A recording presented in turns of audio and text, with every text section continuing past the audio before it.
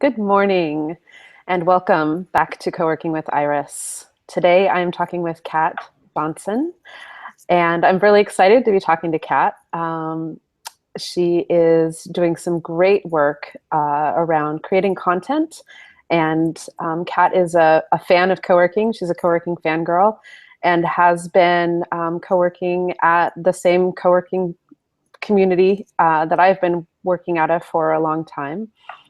And she has some really, really good ideas for how co-working spaces can use content to increase the awareness about them in their communities, and also to tell the stories of their communities. So I'm going to introduce Kat now and allow her to tell us a little bit about herself. Good morning, Kat. Hello, hello. Yeah, I'm Kat Johnson. I'm a content strategist and freelance writer. I've been writing for about 5 years. Loved it immediately. Fell into co-working not too long after I started freelancing, knowing that I wanted more people around me. I had a strange experience. The first co-working space I worked at, I signed a year agreement, and within a few weeks I knew it wasn't a great fit for me. Wasn't meeting a lot of people, wasn't connecting, there wasn't a lot of activity, so I found myself not going too much.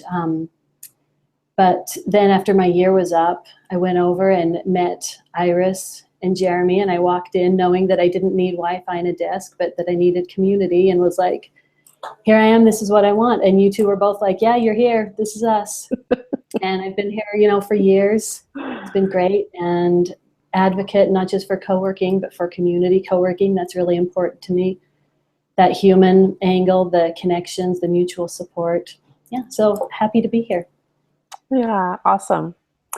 Well, Kat, I'd love to hear just a little quick synopsis of your background. I know that you have worked, you write for a lot of different publications. So tell us a little bit about your background in freelance work and your connection to the co-working movement that way. Sure. So when I first started, I was very clear I wanted to write arts and music. And I told the first editors I was working with, I didn't want to do news. I just wanted to do arts and culture and music. And I still do some music writing, but I fell into a website, Shareable. They scooped me up to start writing some articles for them. And that was my introduction into the whole collaborative economy and meeting. I made so many amazing connections on a community level, talking with people around the world who are doing incredible projects, some of them huge, some of them involving like 10 people. And the more I got involved in that, the more I was like, this is where I want to be. This is my people, community. So it just kind of organically moved more in that direction where I started writing. I was trying to think, dozens, hundreds of articles about co-working. I don't know, everything from like small little collectives up to like Seats to Meet in the Netherlands that has tons of spaces, but they're doing really cool work, and everything in between. So yeah, it kind of organically moved over into me learning a ton about and becoming really passionate about open source and the commons and co-working and collaboration and everything. And the further I kind of went down that wormhole, the more I felt like myself, and that was me. So I've been kind of refining what I do. With my own website, my own consulting, I was working with freelancers, helping them get started. But it just kind of pivoted over into, I really wanted to focus all my energy into collaboration and co-working and these spaces that are coming up. So at the beginning of the year, I just kind of did an official shift in my mind and started putting things in place to rebrand from the Freelance Cat to catjohnson.co. And yeah, here I am. Awesome. And in that rebrand, what are you offering now? So if I'm a co-working space owner or operator or community manager, and I'm looking to create better content, and I have the resources to hire you, what does that mean? Yeah, so some of the people I'm working with, some of the organizations and businesses, I'm creating the content for them. What I'm really excited about is teaching people how to do that, because I can help so many people, but it comes to a point, I'd like to help people figure out how to do it themselves with the resources that they have and things like that. So the first thing that I would want to do is figure out what you're trying to do with content, because content and blogging sometimes get thrown into the same thing, but they're really different things. Like with blogging's great. You can put up anything you want. You can do an event recap. You can just, it's very wide open. With content, you're really working towards something. You have an end goal. Maybe it's people coming to an event or getting new members or subscribing to your email list, and you create the content with that in mind. Like, it's very strategic how you're getting from where you are to where you want to be. And within, it's a really powerful tool to do that, because unlike advertising where, companies kind of broadcast messages to the masses, content marketing, you create valuable, informative, exciting things that you then say, hey, this is here if you want to check it out. And then people are like, of course I want to check that out. Those are all the resources I need, or this is a person I want to know more about. So helping co-working spaces and different collaborative businesses and organizations figure out where they are, where they want to be, who they want to reach, what content, whether it's video or webinars or blog posts or things like that, are the best fit for them, and then going from there. So it's on, like, every single client is different, right? Because everybody has really different, some of them are 2 people trying to get something, and some of them are big organizations and alliances that have dozens of members trying to all steer the ship together. And so when you're working with somebody and helping them learn how to craft that content themselves, how do you do that? Do you help them figure out what types of content it sort of naturally occurs for them? Or do you sort of put together a list of content that they could then, or a list of ideas that they could create, and they sort of pick and choose from that list? Yes, so the type of content is a really big deal. Like, I met with someone last week. He's like, I don't like to write. I don't particularly like to read long pieces, but he's an ace with social media and video, right? It's like it comes really naturally to him. He's natural in front of the camera, loves to do that.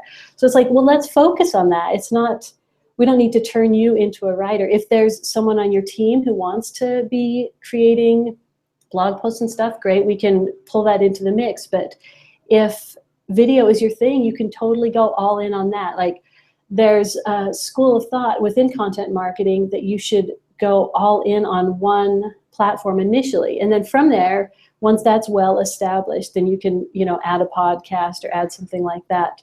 But that you should really focus your energy so it doesn't just kind of get spread out every once in a while, something comes up, but it's a really focused strategy. So is that what you recommend then? So let's say I'm the person and I am good at video, then I should really just stick with video until I really have that platform down and I have a good amount of content on that video platform, rather than trying to do video and then maybe write up some interviews or write little short blog posts about the events that we're doing, things like that. Really more focusing on one aspect. It's a good question. It's like, which social media sites should you be on, right? It's like, I feel a pull like I should be on different ones, and I have a presence on some, but others, like Twitter, I'm all in on, right? It's like, because that's where I feel like I can connect with people. That's where a lot of the audience that I'm working with are. So like with you, if you were like, I don't like writing, it's not my thing, you're a one-woman show, if you don't want to do it, there's no sense in forcing out blog posts weekly if you're loving doing your video, right? If that's a natural fit, you feel like yourself, you feel like you're in your groove, I would say go all in on that. Maybe you want to have like some anchor pieces on a blog, maybe commit to like once a month, putting something out, just like some updates. So when people visit your blog, it's, there's something there if they can't watch video, because people consume things in different ways, right? Like, it's a very particular thing when you have some time and a space to watch a video. So you may want to have some adjunct, but you could do like 80% video. There's nothing saying that you need to be over here and over here and over there. Like, think of some YouTubers have built their entire platform just doing videos. No one's concerned about if they have any written content. Right. Yep. And I can really see video as a really good component for particularly co-working spaces, because that's who we're talking about today. Um, because with a video, you get that human you get that human element. You get to see the person. Maybe the video is in the space. You get to see the space. Mhm. Maybe there's a little bit of a buzz behind you. Maybe there's the hum of the open seating area, or So whatever there's that some noise is over there. maybe there's some antics behind you. And so I can see how video would be, really helpful in a co-working setting. What are some other ways to tell the stories of the community, other than video and text, or combining them? How would you go about doing so, with using a different platform? Yeah, so when you start thinking about content marketing and really creating a strategy around it, it can involve everything from your social media up to workshops and events. It really, like, content is providing something for the community that is of value, that invites them in. And once you have people's attention, like, you can take them on the member tour, or they can subscribe to your email, or they maybe take a survey, whatever your goal is for your content. So everything from social up to events. Text is a big one, obviously. That's my go-to. It's fun and easy for me to sit down and churn stuff out. Doing videos, I had to bring up my courage to start doing video stuff, but it's good too. Like, that's part of what I want to be doing. So we're doing this. And how about photos? How about using photos to tell your story? If I was to use a photo to tell my story, or a series of photos to tell the story of my community, should I be captioning those photos with text? Yeah, and Go ahead. yes, and yes. The way people read online, big blocks of text, we scan, right? We look for headlines, we look for bullet points, we look for images and things like that. So the more photos you can get into your post is great. And yeah, if you have a tag that says what the event is, or maybe some of the members and what they're doing, that's always great. But adding photos, multimedia is great. And when you name your photos, you can do it in a way that you get some SEO juice as well. So this is another part of content.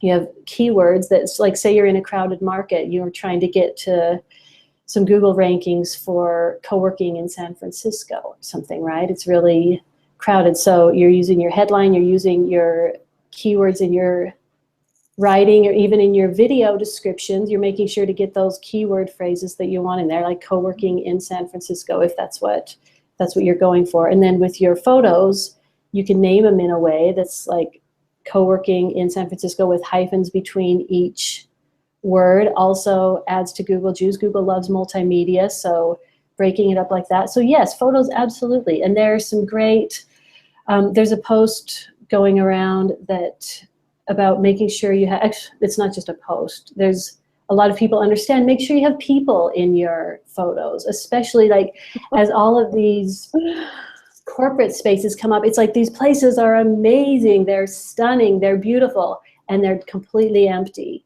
right? And it's like that. One of the draws to the first space I was telling you about, where I did not have people at all, was it was a LEED certified building. It's really beautiful, great space for events that the community comes into in the evenings. But the building in the end was nothing. I was like, I don't care. So, the space I'm now, it's funky and weird, and people slap stuff on the walls randomly, and it's like, I feel right at home. So with the photos, depending on your goals, depending on what kind of co-working space you are, maybe you're going for the architectural win, the interior design win. But if you're trying to attract humans and showcase your community, make sure that you're doing that. Yeah, I'm so glad you brought this up, Kat, Yeah. because I see I see this all the time with co-working spaces. I see them post photos of their beautiful space, and there's not a single person in it. And I'm thinking, why why are you posting a photo that I have no connection to? I have no human emotional connection to, because I don't see anybody in that photo. I see an Right. empty desk, and that empty desk doesn't feel like what I'm looking for Yeah. today. So when I'm, helping a client's space to build a website, or post images online of their space, I always say you need to have people in that. Hmm. If you're selling a co-working community, if that's what you're trying to get people to join, you need to show the people there, because it's the people who are telling your story. Um, and it's the people's stories that will sell this space, and that is who you need to be relying on, to get your word out about your space. And also for me, and this is a personal feeling that I have, and doesn't necessarily work for all my clients, but for me, co-working is about the people. And so I would much rather promote the people in my co-working space and in my community than I ever would the brand of co-working that I'm promoting. Right. It means so much more, because it's really the people that are making this space what it is, making it successful, making the community what it feels like it is. Yeah, that's the heart of what we're doing, right? Right. It's like that, yes, that is the heart of where my passions lie. I know you as well, and a lot of people, a lot of the early co-working pioneers like yourself have put a lot of love and energy into building a movement of people, right? And it's been a trip to watch the big spaces come in with flashy architecture and now humans. And Right. there's space for everybody. I get it. Like an office worker might want nothing more than to go and work for a day in a cool space, Mm-hmm. and maybe come back next month or something. That's awesome. Totally room for everybody. And this is what I love about using content. It's a great equalizer. If you're putting out great, engaging content that people are going to and linking to, you can compete for members' attention on an equal playing field with people who have multi-million-dollar budgets. Like, you can't compete with them on an ad basis, right? Mm-hmm. If you're a small independent space. But if you're consistently putting out high quality content that's attracting people to you and establishing you as people who know and people who have a vibrant community, you can stand out not only in your community, but in Google rankings too. So that when people are looking for a space, you're in the mix and not way down the pack, because, under all the Google ads. Yeah, and I really like that. I mean, to me, I love social media because of the way it's democratized our world, and that's a whole nother conversation. Yeah. But what I do love is that, and what I think I hear you saying is that really it's not just about writing a blog post every week or a couple blog posts every week. It's about having a constant content stream on all of your platforms coming out of your community. And hopefully your members are contributing to that too. Hopefully your members are tweeting about what's happening in your space, Instagramming what's happening in your space, Facebooking what's happening in your space, and tagging your community in doing so. And in doing that, you have this constant conversation on Google happening about your space, which I can see how that would increase your Google juice in a huge way. Yeah, definitely.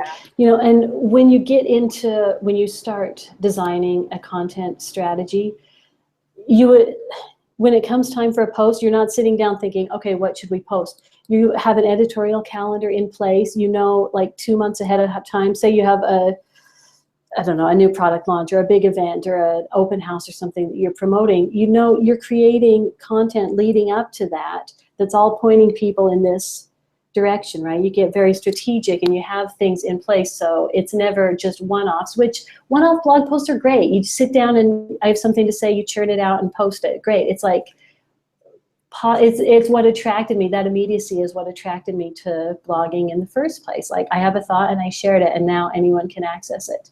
Mm-hmm. Content strategy is a sidestep from that. It's a different thing. It looks similar, but you're using content to reach some goals, to put you in the right direction. Um, let's shift a little bit. I think we've talked about telling the stories, and I think we have a good understanding of why we want to tell the stories of our communities. Um, that being said, there are a lot of stories in our communities, and I think this was brought up on Twitter yesterday, um, by Tiffany. She said, Oh "Which yeah. stories? Which stories are we telling? Are we telling the ones that are sort of newsworthy, or are we telling the other kind that are the notorious ones?" So, talk to us a little bit about what kind of stories we should be focused on telling about our Yeah. communities. Well, so which ones do you like to read of those two? Which one would you click on right now, right? It's like, um, yes, you have to have some anchor things, but fun, cool, community, human scale, human level blog posts are great, right? And another thing is when someone's very honest about challenges and failures. It's like, Mhm. oh, that is so liberating, and so it's empowering to know that everybody's kind of struggling through. There's this whole huge new economy happening, this new way of working, this new thing, and we're all trying different things, and we have access to everything, and some of it works and some of it doesn't. So when people are vulnerable in blog posts, I think that's brilliant too. And with it keeps coming back to your goals, what you want to do with it. If you're trying to attract members, you're going to want to showcase the best things, but it's also, showcasing the fun things too. If you're trying to reach maybe the larger entrepreneurial community, to educate them about what co-working is, it might be a different angle. It might not be like, hey, we're having so much fun. It might be like, here are all the things you can get done. Here's some of the benefits.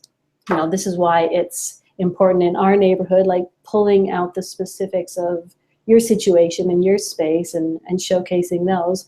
So, but I think fun ones, those are always great. The weird human ones, Yeah. always fun.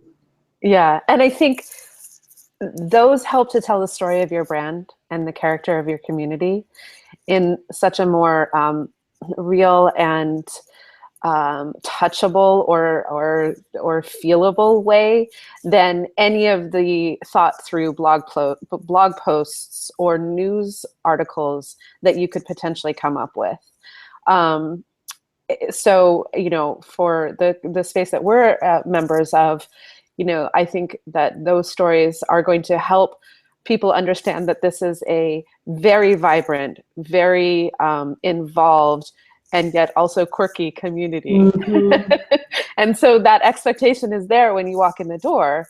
And other spaces, they might have a much different vibe about them, which is completely great, which is great. That's the beauty of co-working, is that there's kind of a space for everybody out there. And if Mm-hmm. you're looking for a quieter, more reserved space, knowing ahead of time based on the content that space is putting out, that's going to be really helpful for you when you're looking. How about go ahead.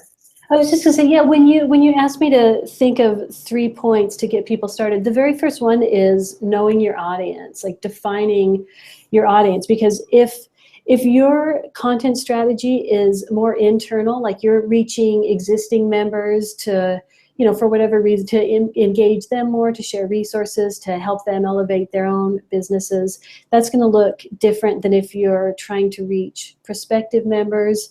Or if you're using your Spaces blog to connect with other co-working space operators, like those things will all be really different. And if there's some confusion, if someone comes for an article, like say a fellow co-working space operator comes for an article about, some hard-hitting something that's happening in industry or news like that, and then the next post is something wildly different that's geared more toward existing members or maybe potential members. So you really want to have a clear idea of who that audience is that you're trying to reach. And maybe it's corporate people who just need to work for a few hours, or maybe it's someone who's like, I need to be here all week and I really want to be around great people and a supportive community. So knowing that is essential. That's the first step we would do with a content strategy, is like, who do you want to reach and where are they?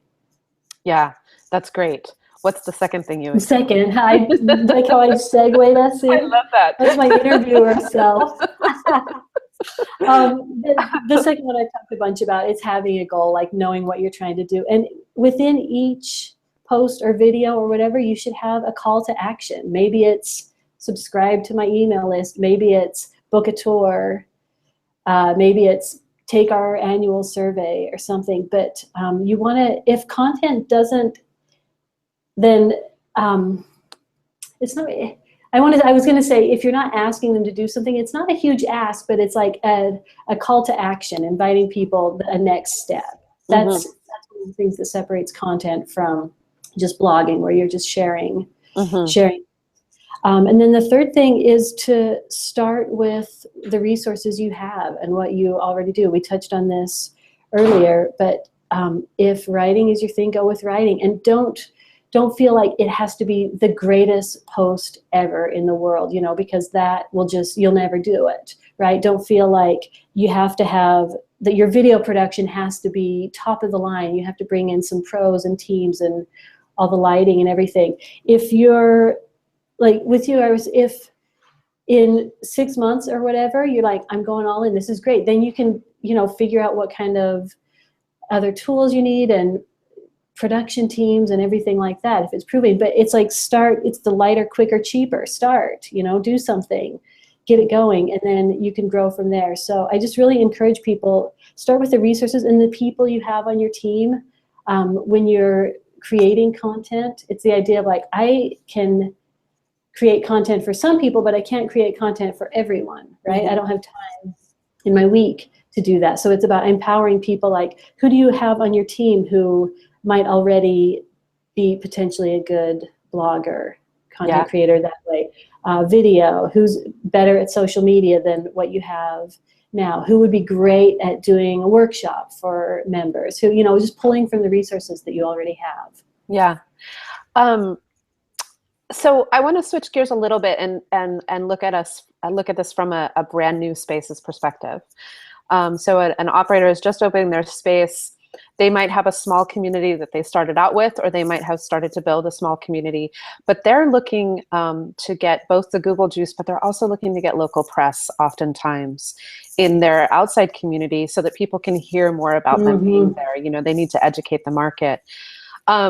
What are some tips for telling stories that get noticed by the press, that get picked up by the press?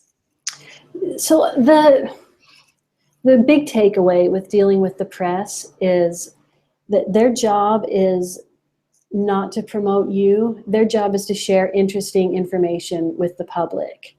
And it sounds very simple, but it's surprising how many people are like, I'm doing this, will you write about it? It's like, well, why is that interesting to the community? What's the hook there?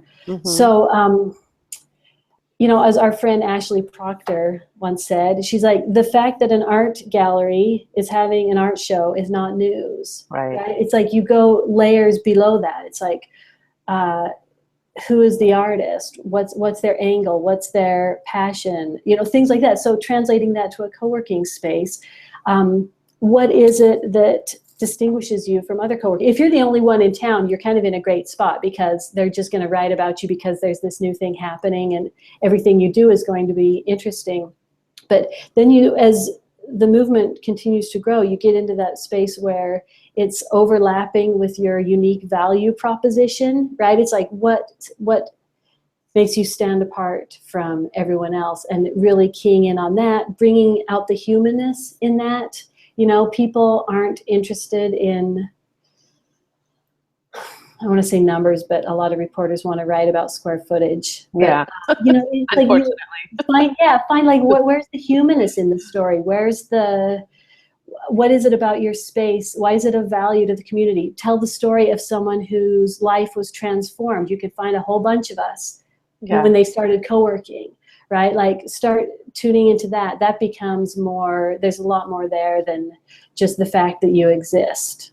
I love this. I love that you brought this back around to telling the stories of the people in our communities, because it really is all about that. And I mean, for those viewers out there who are just opening your space or are in that, initial ramp period, talk about the members that you have in your communities too, who are doing things outside in the outside community. And even you can even go so far as to host different nonprofit events and things in your community, and then talk about those stories. Those are ways to get more press and more interest in what you're doing there, by supporting the external community and having ties to the good works that people are doing within your communities. Absolutely. Great tips, Iris. Kat, before we go, any last words of wisdom?